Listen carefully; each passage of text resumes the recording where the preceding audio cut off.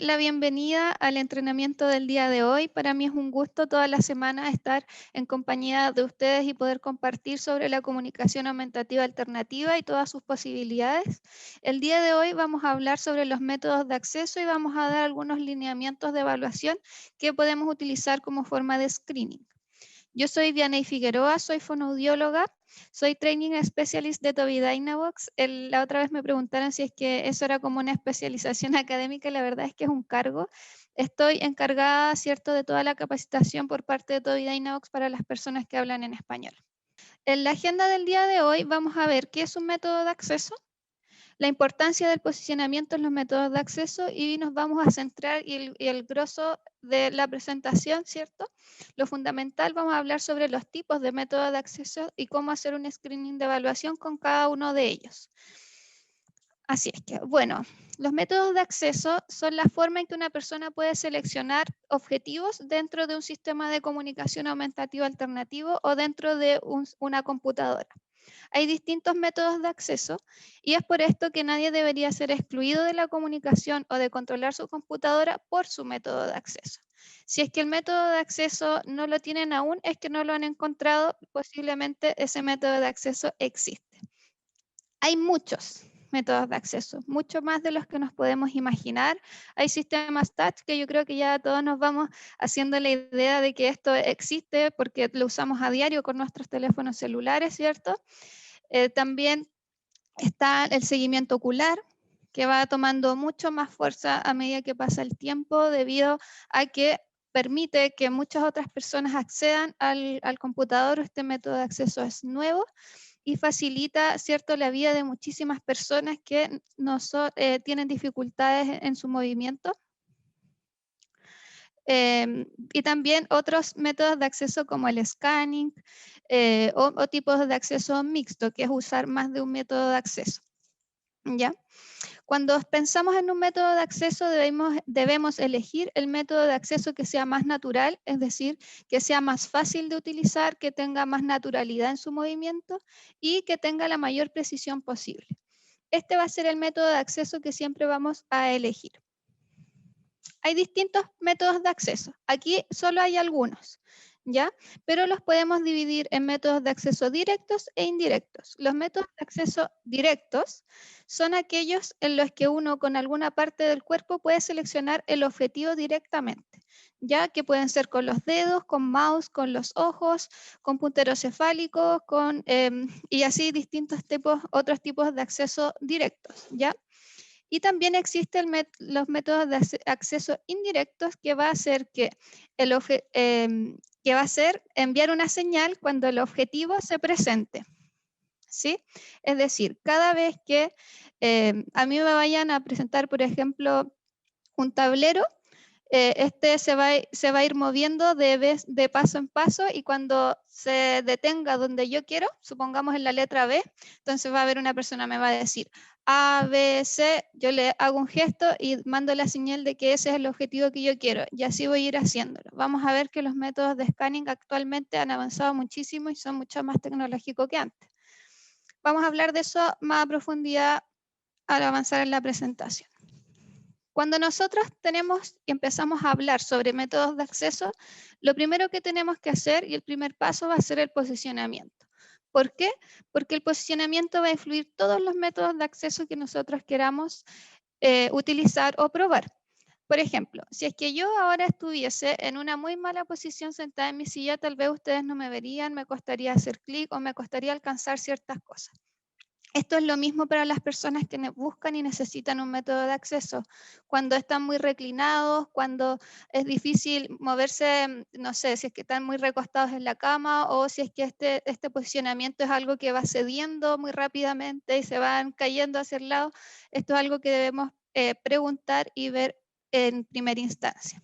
Entonces podemos observar, por supuesto, si es que la persona se ve cómoda y también podemos preguntar a la familia en qué posición está más cómodo o preguntarle directamente a la persona en qué posición te acomoda estar.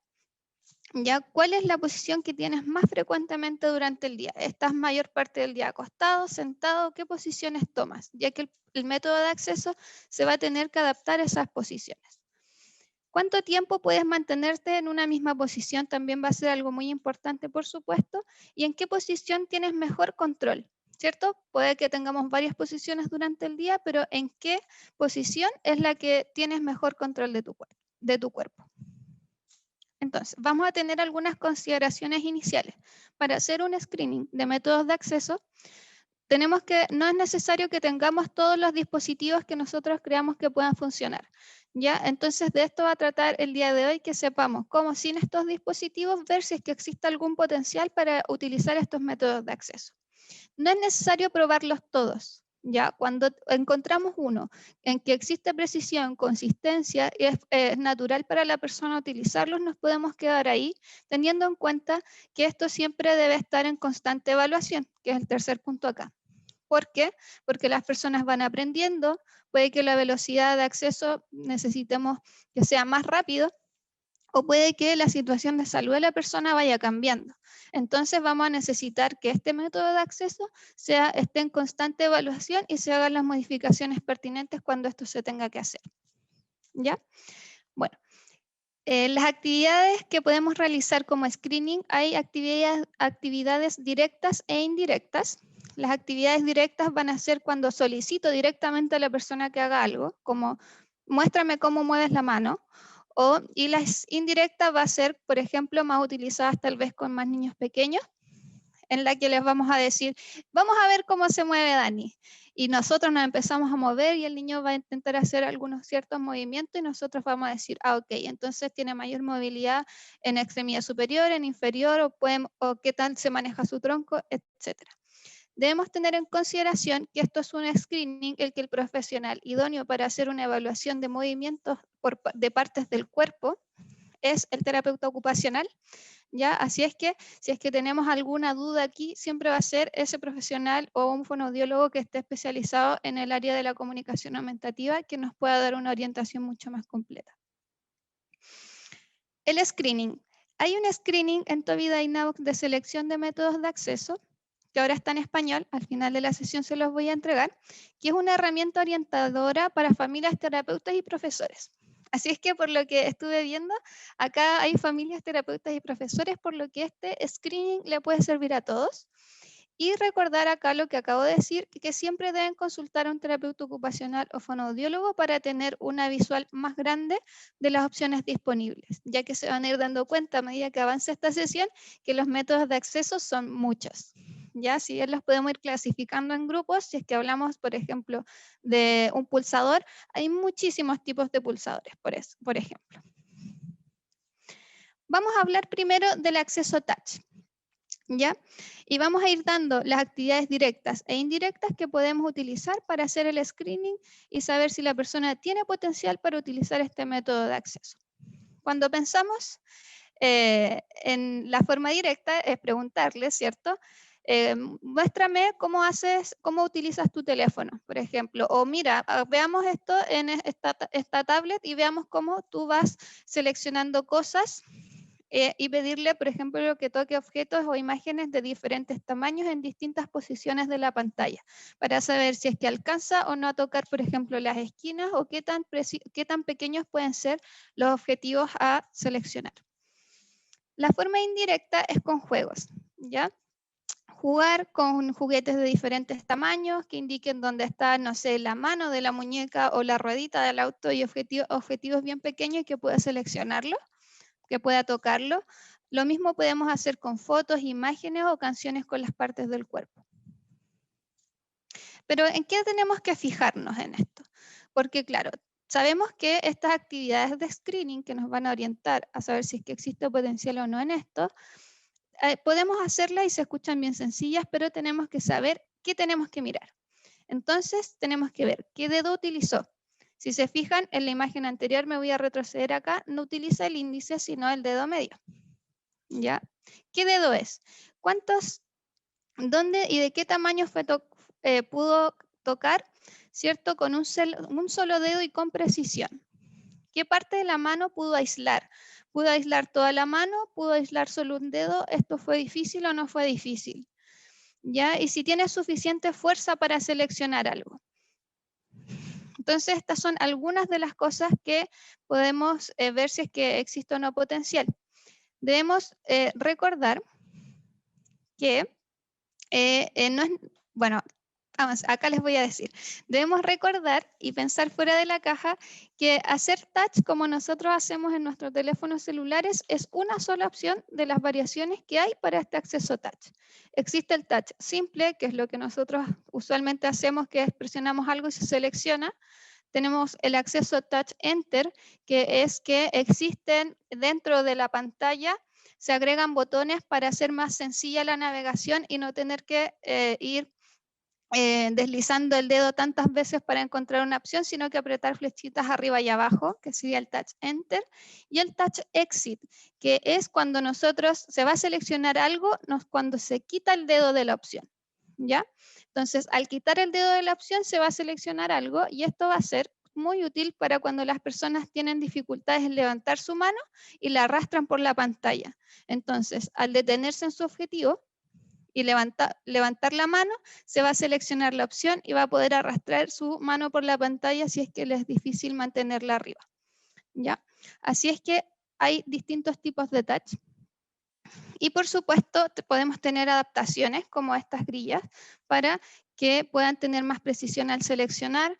Existen lápices, existen muchísimas adaptaciones, incluso hay como unos cabestrillos que a veces hacen los terapeutas ocupacionales en donde se puede tomar un puntero de la forma en que la persona le sea más fácil y natural. Si la persona tiene la mano en puño, por ejemplo, podemos tener un cabestrillo en donde exista un objeto para hacer touch en la pantalla. Por ejemplo, si no podemos aislar los dedos. Entonces, hay varias formas de adaptar el sistema touch para que funcione para la persona. Bueno, ahora pasamos al eye tracking. Existen varias actividades que se pueden hacer para determinar si existe potencial para el eye tracking. El eye tracking se puede usar desde muy pequeño, ¿ya?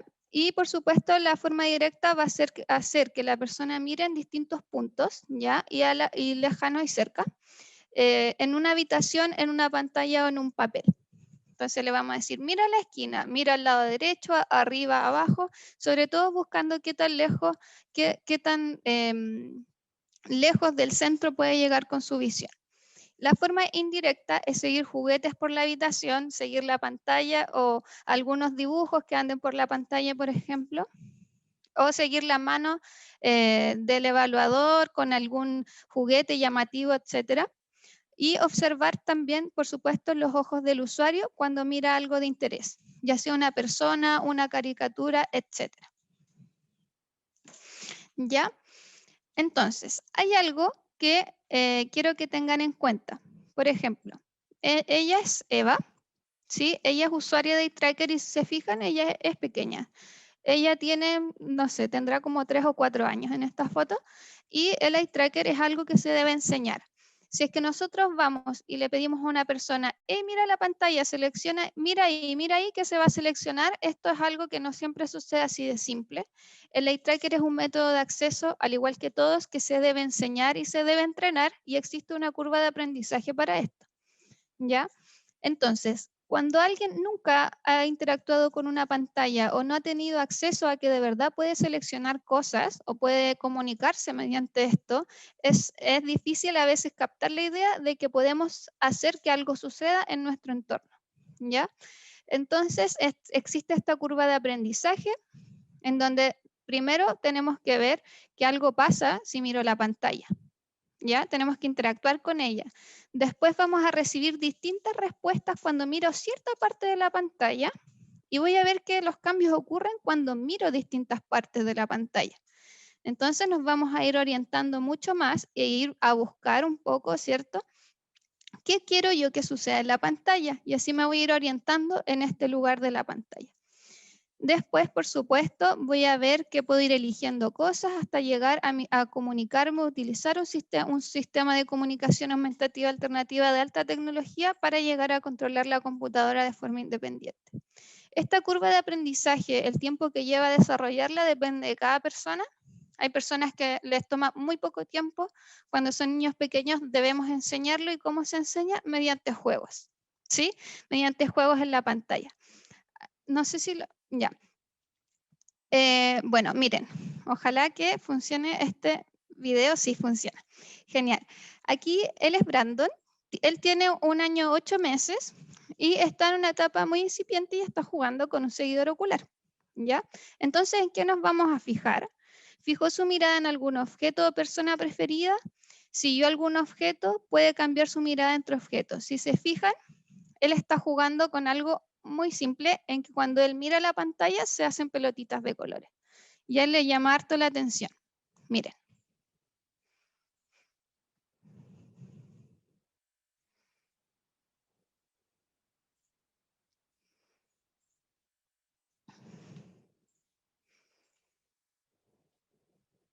Eso es, le dice el papá. Buen niño, buen niño. Y le dice que está bien cuando él va haciendo circulitos.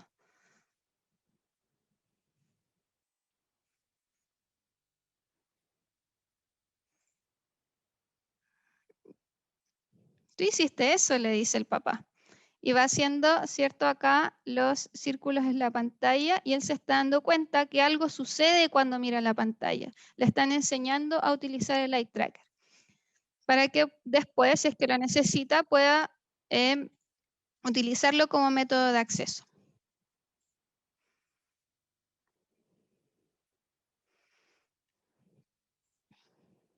Ya.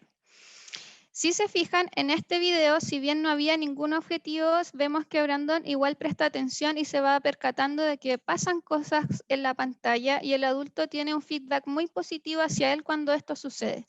Estas son etapas incipientes de la enseñanza del eye tracker. ¿Ya? Si es que quieren buscar más juegos para ver y evaluar esto, pueden buscar este webinar que está grabado en nuestro canal de YouTube. Haré muchos más suscriptores porque esto fue una foto tomada hace tiempo ya. Y aquí pueden ir buscando fotos, por ejemplo, de causa, o sea, fotos no, perdón, juegos de causa-efecto para que puedan ir investigando, si es que tienen acceso a un eye tracker, si es que esto se podría desarrollar o no. Además de eso, de saber si es que puede seguir objetos con la mirada, si es que se da cuenta que pasa algo cuando mira la pantalla, etcétera. Las configuraciones de los seguimientos ocular también es algo que tenemos que tener muy en cuenta. ¿Por qué? Porque son muy amplias y pueden hacer realmente que la selección sea exitosa o realmente estemos fallando, pero no porque sea el seguidor ocular, sino que porque no tenemos una configuración correcta de este método de acceso. Entonces, para seleccionar algo en la pantalla, podemos variar el tiempo, podemos variar el tamaño de los objetivos, podemos variar los colores de los objetivos, ¿ya? Si es que hay problemas visuales, tal vez tendremos que usar pictogramas con alto contraste visual, ¿cierto? Que un fondo negro y un dibujo amarillo, por ejemplo.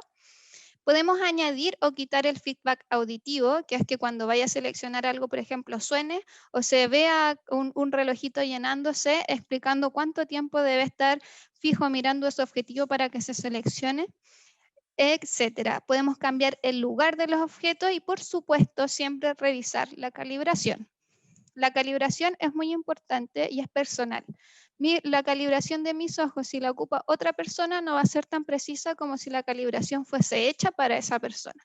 Las calibraciones, a su vez, también son configurables. Si tenemos un niño pequeño, tal vez vamos a hacer una calibración en que el objetivo que se tenga que seguir por la pantalla para que el sistema aprenda cómo se mueven mis ojos, sea tal vez un burrito, sea tal vez algo así de colores o un video interesante para el niño que lo vaya siguiendo, etcétera.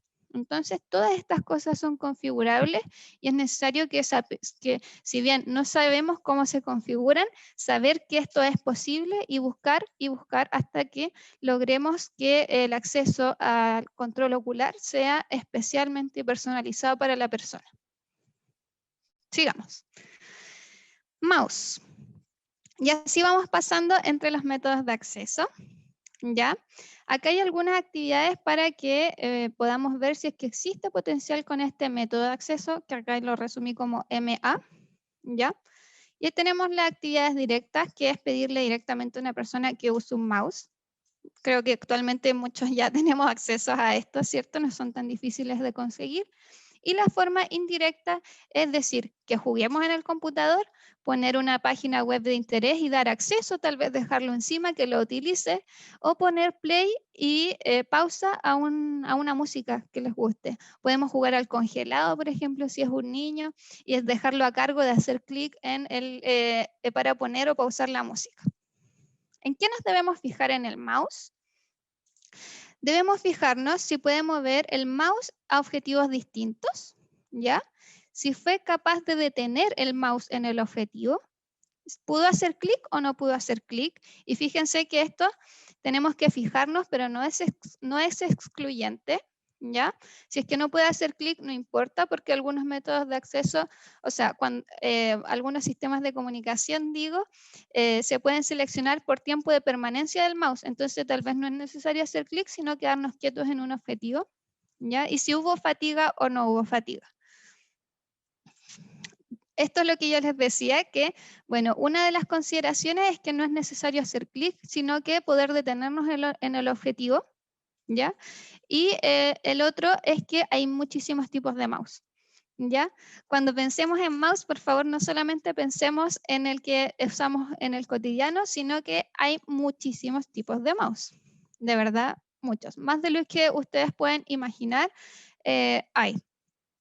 Por ejemplo, este que tiene el trackball más grande, posicionado arriba o posicionado al lado, o este que es digital, ¿cierto? O este que ambos están arriba y le dan una función más grande para hacer scroll, o este que se toma de distintas formas, o mouse adaptados con colores, etc.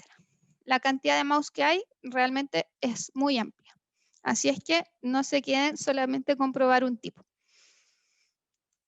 Bueno, las preguntas, voy viendo que hay hartas preguntas en el chat, ¿cierto? Rocío, ¿me puedes decir que todo esté bien? Las preguntas las voy a ir respondiendo al final para que podamos terminar a tiempo y dejemos un tiempo extra para las preguntas. Ya, así que no se queden preocupados que sus preguntas las voy a responder. Este es el último método de acceso que vamos a ver hoy, que es el scanning.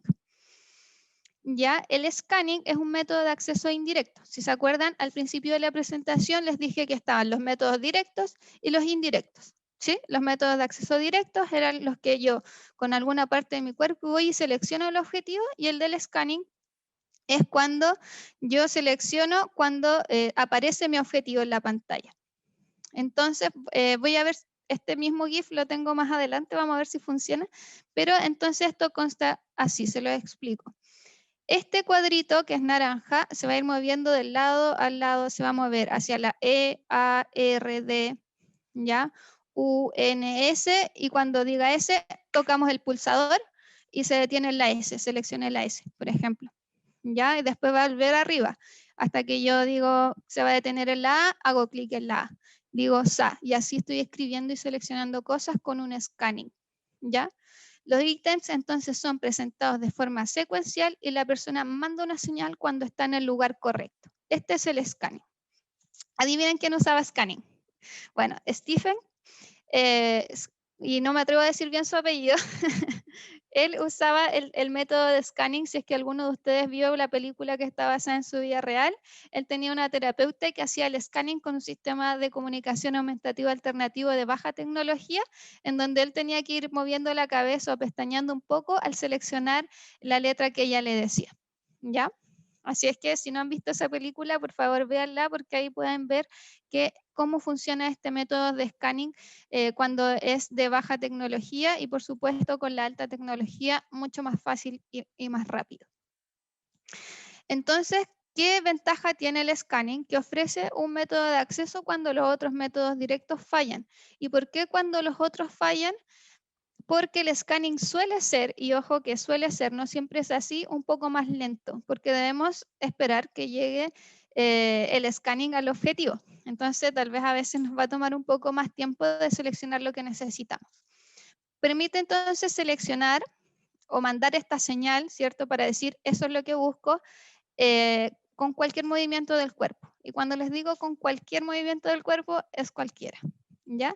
Pueden ser movimientos finos, movimientos gruesos, puede ser voz, puede ser soplo, puede ser incluso con la lengua, ¿ya? Entonces, siempre vamos a preferir los movimientos finos sobre los gruesos porque los movimientos gruesos que son más amplios, ¿cierto? Son más cansadores y siempre vamos a querer el movimiento que menos cansa a la persona para que pueda estar más tiempo accediendo al sistema, ya sea al computador o al sistema de comunicación. Los movimientos que se pueden hacer con una parte del cuerpo son muchos y son de distintos tipos. Por ejemplo, acá con la mano tenemos muchos movimientos que podrían activar un pulsador y el terapeuta ocupacional es el que es experto en el área de los movimientos, ¿ya? Los movimientos en cuanto a la funcionalidad. Entonces vamos a identificar, nosotros podemos saber cuáles movimientos de todas las partes del cuerpo puede hacer la persona y cuáles son los más sencillos, consistentes y precisos. Es decir, si yo le digo, por ejemplo, selecciona ahora, ¿puede seleccionar y hacer ese movimiento a voluntad o no? Ese movimiento, ojalá para el scanning, tiene que ser preciso. Hay distintos tipos tipos de mandar la señal. Por ejemplo, aquí les tomé una foto a un chico que hace el scanning y manda la señal, por ejemplo, con su lengua. Ya está su boca, esa es su lengua.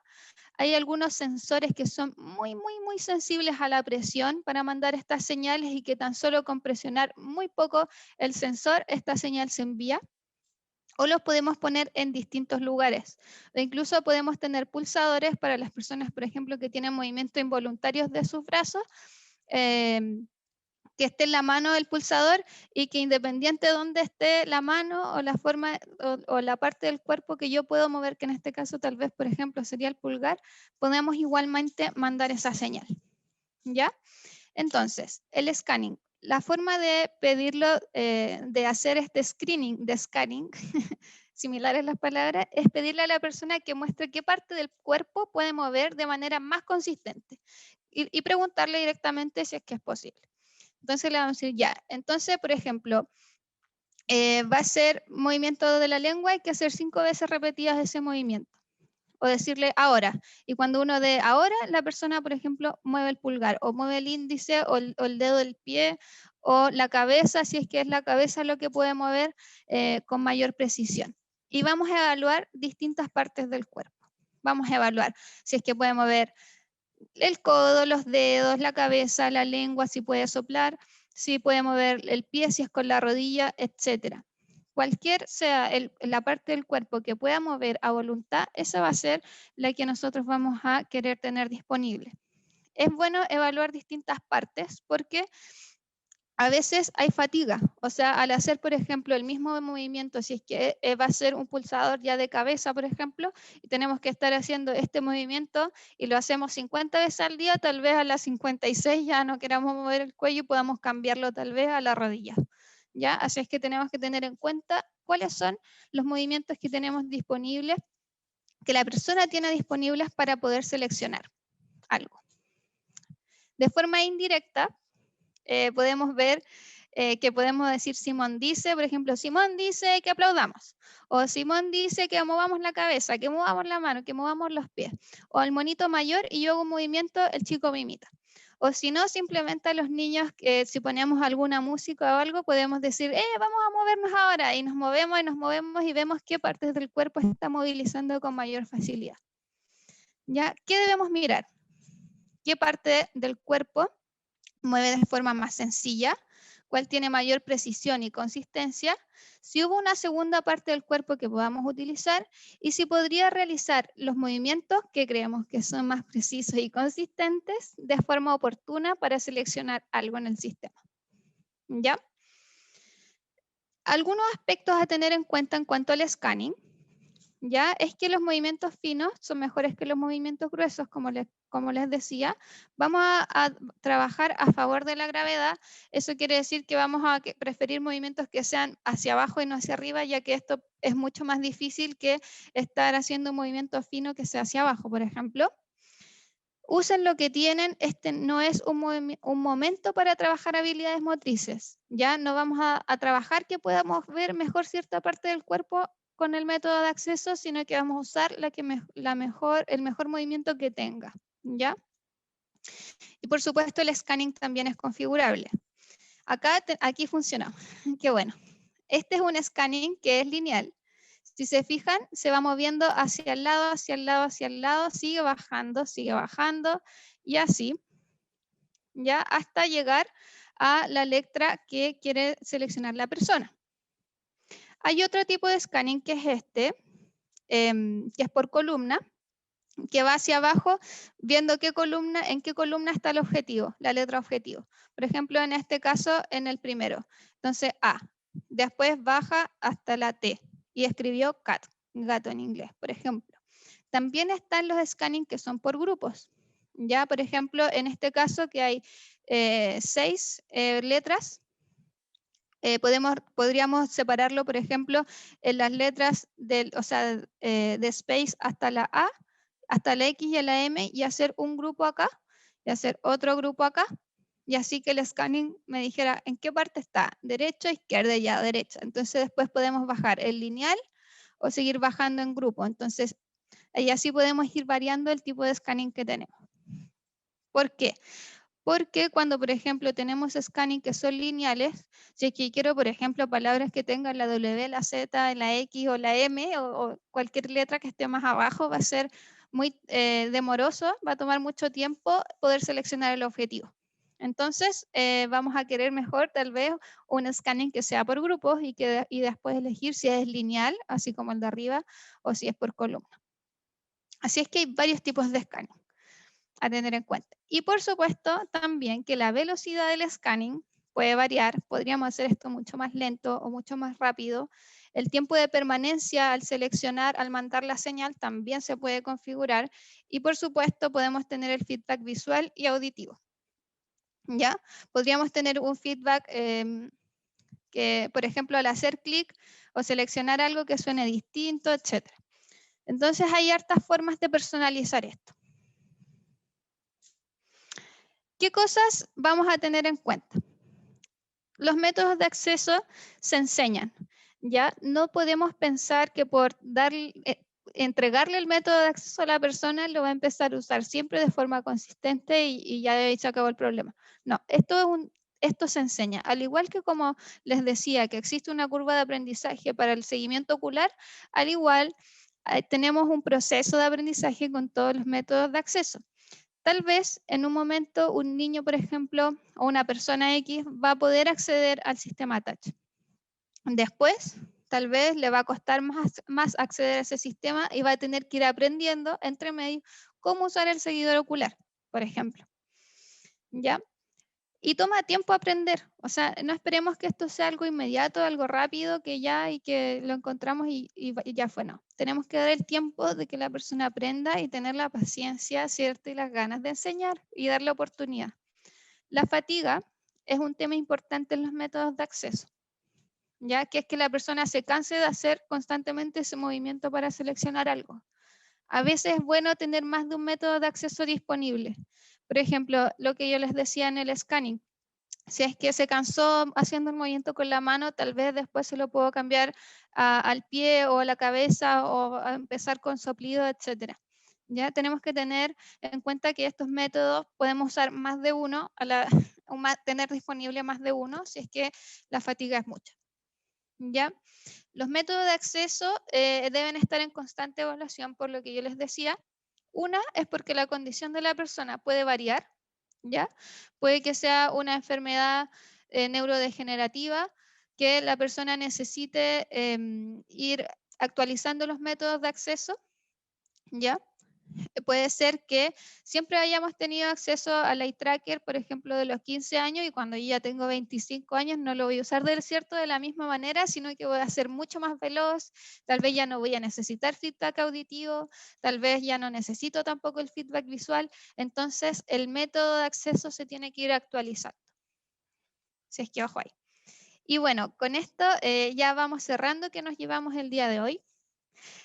Nadie se queda fuera por el método de acceso. El método de acceso hay que encontrarlo. Y hay más métodos de acceso de los que ustedes creen posible. Así es que, por favor, búsquenlos si es que no los han encontrado. El posicionamiento, y que, por supuesto, el posicionamiento afecta a todos los métodos de acceso y tenemos que preocuparnos de que la posición en la que está la persona sea la más cómoda, que sea estable para que pueda acceder de la mejor forma posible. Y por supuesto, todos los métodos de acceso se adaptan, ya sea método touch, scanning, y todos los que vimos hoy día, todos tienen sus configuraciones propias que pueden de verdad hacer muchísimo la diferencia, así que por favor ténganlo muy en cuenta.